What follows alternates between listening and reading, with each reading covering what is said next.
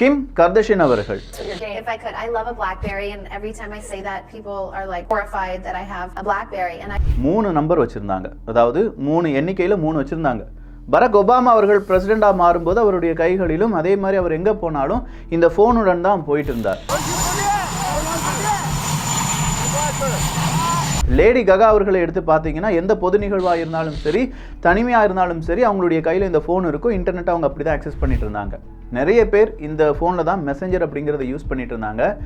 Business magnets அப்படின்னு சொல்லக்கூடிய நபர்கள், பெரிய அளவில் பணக்காரர்களாக இருந்தவர்கள், இப்படின்னு சொல்கிற எல்லோருடைய கையிலும் ரொம்ப 6வது விரலாக இருந்த ஒரு டிவைஸ் எது அப்படின்னு பார்த்தீங்கன்னா பிளாக்பெரி.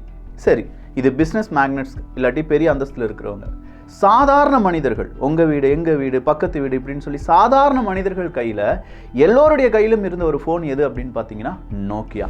ஆனால் இன்னைக்கு நோக்கியா அப்படிங்கிறதும் கிடையாது, பிளாக்பெரி அப்படிங்கிறது மார்க்கெட்டில் இல்லை. அப்படி இருந்தாலும் 1-2 டிவைசஸ் மட்டும்தான், பிளாக்பெரி சுத்தமாகவே இல்லை. ஏன் இவ்வளோ பெருசாக இருந்த இந்த 2 நிறுவனங்கள் இல்லாட்டி டிவைசஸ் எப்படி ஃபெயிலாக மாறிச்சு? அப்படி ஃபெயிலியராக மாறினது மட்டும் இல்லாமல் ஐஃபோன் இந்த ஒட்டுமொத்தமான மார்க்கெட்டை பிடித்து விட்டது அப்படின்னு சொன்னாங்க. பட் ஐஃபோனும் சீக்கிரமாக வீழப்போகிறது அப்படின்னு சொல்கிறாங்களே, அதனுடைய காரணம் என்ன? இந்த டிவைசஸ், இதனுடைய மார்க்கெட், இதனுடைய வீழ்ச்சி, இதனுடைய வளர்ச்சி அப்படிங்கிறத பொறுத்து நாம் என்ன தெரிந்து கொள்ளலாம்? நம்முடைய பிஸ்னஸாக இருக்கட்டும், நம்முடைய வேலை வாய்ப்பாக இருக்கட்டும், நம்முடைய குடும்பமாக இருக்கட்டும், நம்மை செதுக்குவதாக இருக்கட்டும், இதிலிருந்து நாம் என்ன பாடம் படிக்க வேண்டும்? இதை தான் இந்த ஒரு பதிவில் பார்க்க போகிறோம். அன்பு தமிழ் நெஞ்சங்களுக்கு தமிழ் பொக்கிஷத்தின் வணக்கங்கள்.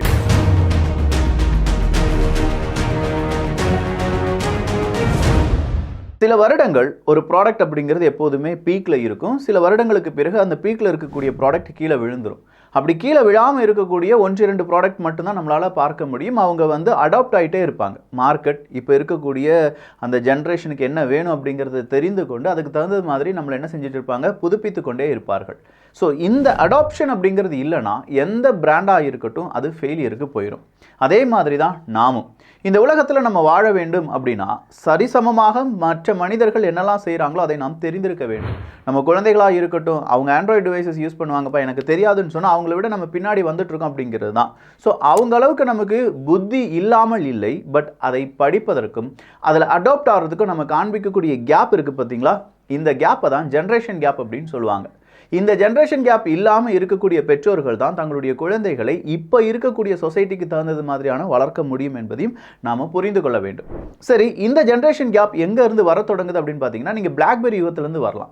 2007-2008 காலகட்டத்தில் பிளாக்பெரி இல்லாத நபர்கள் அப்படிங்கிறவங்க, பெரிய பெரிய பணக்காரர்கள் அப்படிங்கிறவங்கலாம் விரல் விட்டு எண்ணிடலாம். அந்தளவுக்கு பிளாக்பெரி எல்லோருடைய ஒரு கனவு மொபைலாக இருந்துச்சுன்னு சொல்லலாம். ஆனால் காலங்கள் அவங்க என்ன செஞ்சாங்கன்னா, அந்த பிளாக்பெரி அப்படிங்கிறதுல அவங்க கொடுத்த செக்யூரிட்டியாக இருக்கட்டும், அவங்க கொடுத்த மெசஞ்சராக இருக்கட்டும், பிபிஎம் அப்படிங்கிறது எல்லோருமே யூஸ் பண்ணிட்டு இருந்தாங்க. இமெயில் சர்வீஸுக்கு பிளாக்பெரி டிவைஸ் இல்லைன்னா வேறு டிவைஸே இல்லை அப்படின்னு சொல்கிற அளவுக்கு இருந்தாங்க. இந்த நேரத்தில் தான் ஸ்டீவ் ஜாப்ஸ் வராரு, ஐஃபோன் அப்படிங்கிறத இன்ட்ரடியூஸ் பண்ணுறாரு. ஐஃபோன் இன்ட்ரடியூஸ் பண்ணும்போது பிளாக்பெரி என்ன நினச்சிட்டாங்க அப்படின்னா, இவங்க எப்படி நமக்கு காம்படிட்டராக வருவாங்க அப்படிங்கிறதான் முதல் கேள்வி. நீங்கள் நல்லா புரிஞ்சுக்கோங்க. இன்றைக்கி உங்கள் வாழ்க்கையில் நிறைய பேர் ஏதோ விதத்தில் உங்களுடைய முன்னாடி வந்து நிற்பாங்க. நம்ம நினைப்போம், இவன்லாம் நமக்கு என்ன பெருசாக வரப்போகிறானா, இவன் நம்ம அப்படின்னு சொல்லி ஒதுக்கிடுவோம். ஆனால் அவங்க தான் நம்ம வாழ்க்கையினுடைய மிக முக்கியமான எதிரியாகவோ இல்லை நமக்கு போட்டியாளராகவோ ஒரு கட்டத்தில் நம்மை தோற்கடிப்பதற்காகவோ வந்திருக்கக்கூடிய ஒரு நபர். ஸோ யாரையுமே குறைத்து மதிப்பிட்டு விடாதீர்கள் அப்படிங்கிறது வாழ்க்கையினுடைய ஒரு பாடம். பிளாக்பெரி செய்த மிகப்பெரிய தவறு ஆப்பில் அவங்க குறைத்து மதிப்பிட்டது தான். எப்படி குறைத்து மதிப்பிட்டார்கள்? முதல் விஷயம், அது ரொம்ப எக்ஸ்பென்சிவாக இருக்குது அப்படிங்கிறது தான். இவ்வளோ எக்ஸ்பென்சிவாக இருக்கக்கூடிய ஒரு டிவைஸை யார் வாங்குவாங்க? அதுவும் நம்மகிட்ட இருக்கக்கூடிய ஆடியன்ஸ் அப்படிங்கிறவங்க பிஸ்னஸ் மேன்ஸ். அவங்களுக்கு தேவையான ஃபியூச்சர் அப்படிங்கிறது அதில் கம்மியாக தான் இருக்குது அப்படின்னு சொல்லி இவங்களை என்ன செஞ்சிட்டாங்க, ஐஃபோனை பற்றி ரொம்ப தவறான ஒரு மதிப்பீட்டை செய்து விட்டார்கள். நம்முடைய எதிரிகளையும் நம்ம தவறாக மதிப்பிடக்கூடாது என்பதற்கான சிறந்த உதாரணம் இதுதான். இவங்க தவறாக மதிப்பிட்டதன் காரணமாக என்ன நடந்தது? எல்லா பிஸ்னஸ்மேனும் கீபேட் இல்லாமல் கண்டிப்பாக ஃபோனை யூஸ் பண்ண மாட்டாங்க அப்படின்னு சொல்லி பிளாக்பெரி நம்பினாங்க. ஆனால் மார்க்கெட் இல்லாட்டி அப்போ இருந்த நபர்களுக்கு ஒரு சேஞ்ச் அப்படிங்கிறது தேவைப்பட்டது. அந்த சேஞ்சை யாரால் கொடுக்க முடியலை? பிளாக்பெரியால் கொடுக்க முடியலை. பிளாக்பெரி சப்போஸ் அந்த சேஞ்ச் அன்னைக்கே கொடுத்துருந்தாங்கன்னா நிச்சயமாக பிளாக்பெரியும் இன்றைய மார்க்கெட்டில் இருந்திருக்கும். சரி, இது மட்டும்தான் பிளாக்பெரி செய்த தவறா அப்படின்னு பார்த்தா கிடையவே கிடையாது.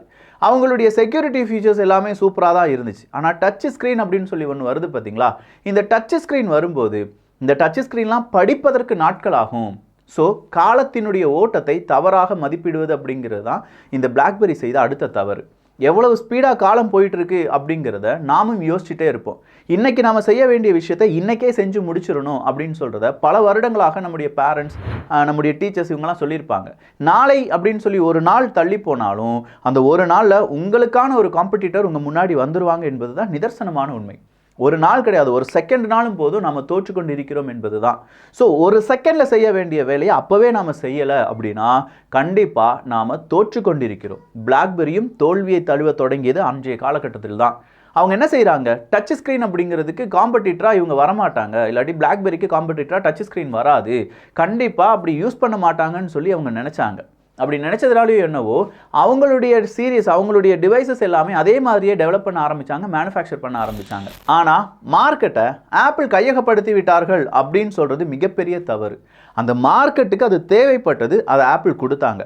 ஸோ என்ன தேவை அப்படிங்கிறத ஸ்டீவ் ஜாப்ஸ் அவர்களும் அதன் பின்னாடி இருக்கக்கூடிய ஆப்பிள் நிறுவனமும் படித்து அதுதான் சரியாக இருக்கும் அப்படின்னு சொல்லி மக்களிடம் அதை கொண்டு சேர்த்த விதம் அப்படிங்கிறது இந்த பிளாக்பெரி செய்ய தவறிய விதமாக மாறியது.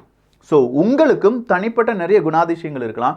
உங்களுடைய ப்ராடக்ட் அப்படிங்கிறதோ இல்லாட்டி உங்களுடைய ஜாப் அப்படிங்கிறதோ இல்லை நீங்கள் செய்யக்கூடிய சில விஷயங்கள் அப்படிங்கிறதோ ரொம்ப யூனிக்காக இருக்கலாம்.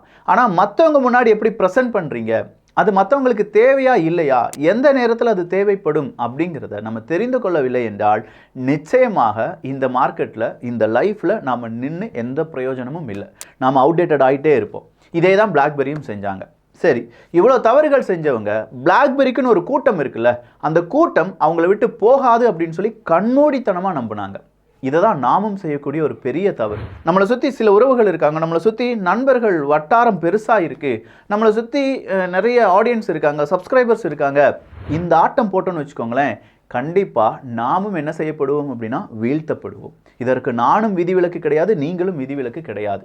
என் ஆஃபீஸ் மாதிரி நான் எப்போ வேணாலும் போகலாம், நம்ம என்ன சமைச்சாலும் சாப்பிடுவாங்க, இந்த ஒரு மனநிலைமை நமக்கு இருக்குது அப்படின்னா ஒன்று புரிஞ்சுக்கோங்க, பிளாக்பெரிக்கும் அதை விட கூடுதலான ஆடியன்ஸ் இருந்தாங்க. எல்லா பிஸ்னஸ் பர்சன்ஸும் பிளாக்பெரி டிவைசஸை யூஸ் பண்ணிட்டு இருந்தாங்க.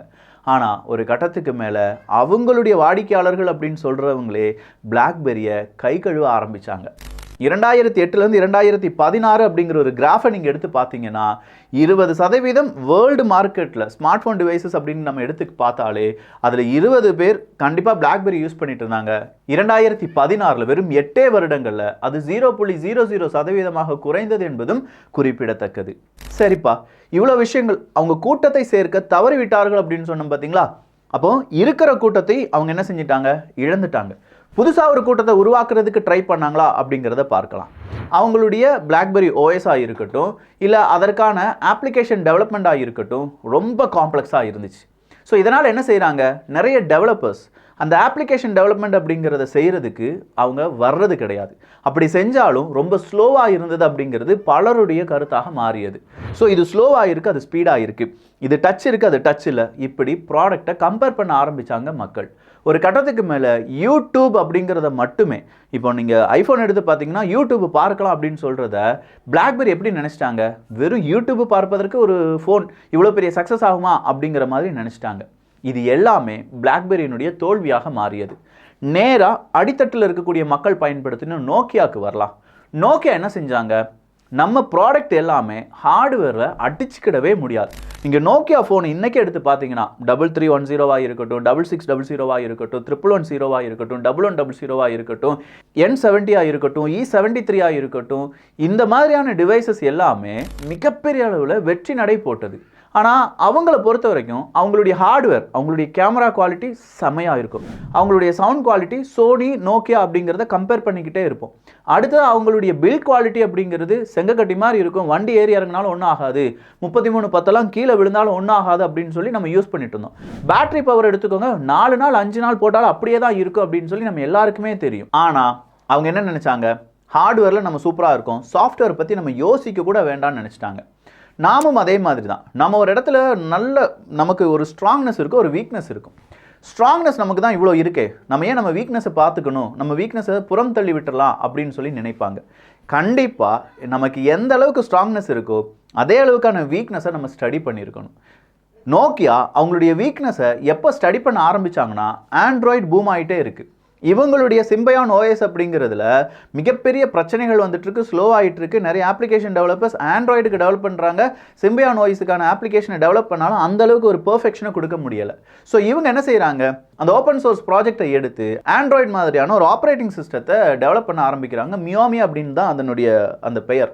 ஆனால் காலங்கள் அதற்கு முன்னாடி என்ன வந்துருச்சு, ஆண்ட்ராய்டில் எல்லாருமே பழக்கப்பட்டுட்டாங்க. மறுபடியும் நோக்கியாவுக்கு பெரிய ஒரு சிக்கல் வருது. ஸோ அவங்களுடைய ஆப்ரேட்டிங் சிஸ்டம் சரியில்லை, அவங்களுடைய ஆப்பு இல்லாட்டி சிம்பயான் ஓஎஸ் ஆப் ஸ்டோர் அப்படிங்கிறது சரியில்லை, நிறைய வைரஸ் அப்படிங்கிறது உள்ளே வருது அப்படிங்கிற பல அந்த ஒரு சொற்றொடர்களும் நெகட்டிவாக மாறி நோக்கியாவுக்கு பெரிய ஒரு மார்க்கெட் இழப்பை ஏற்படுத்தியது.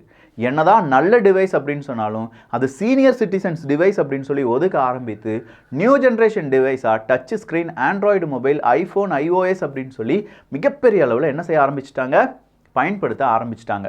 எக்ஸ்பென்சிவாக இருக்கே அப்படின்னு சொல்லி பார்த்தா ஒரு காலகட்டம் இருந்தது, நம்முடைய அப்பா அம்மா நம்முடைய தாத்தா பாட்டி ஏழை இந்தியாவினுடைய பிரஜைகள், நாம் பணக்கார இந்தியாவினுடைய பிரஜைகள். இதே மாதிரி தான் உலகெங்கிலும் 2வது உலக யுத்தத்துக்கு பிறகு நிறைய நாடுகள் ஏழ்மையான நிலைமையிலிருந்து இப்போ பணக்கார நிலைமைக்கு மாறிட்டோம்.